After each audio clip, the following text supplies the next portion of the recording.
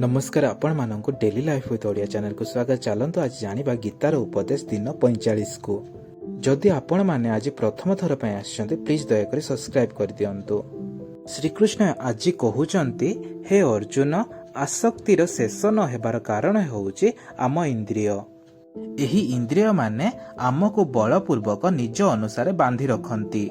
जेते बेले आमे आम आसक्ति को शेष न करि पारिबा, इंद्रिय आमको निज आयतरे करिथांती। एही इंद्रिय पाए आमे सुख आड़कू जाऊ, दुख आड़कू जाइथाऊ। एही इंद्रिय माने ही आमको सुख दुखर अनुभव करांती। एही इंद्रिय माने ही आमको काम वासनार अनुभव करांती। सेथि पाए आसक्ति को त्याग करिबा पाए परामर्श दिया जाइछे।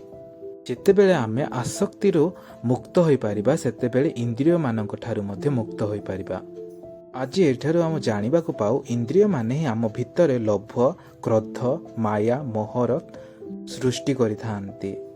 एठारू मुक्त होबा निहाती आवश्यकता रहिछि। सुख हो बा दुख, ए होउछि आम जीवनर गोटे अंश। एमाने एपरि जाउथिबे ओ आसुथिबे, किंतु एठारे विचलित हेबार कोनोसी मध्य कारण नाही।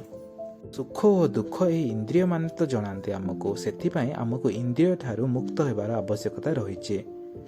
आज गीतार उपदेश एतिकी रहुछि। नमस्कार।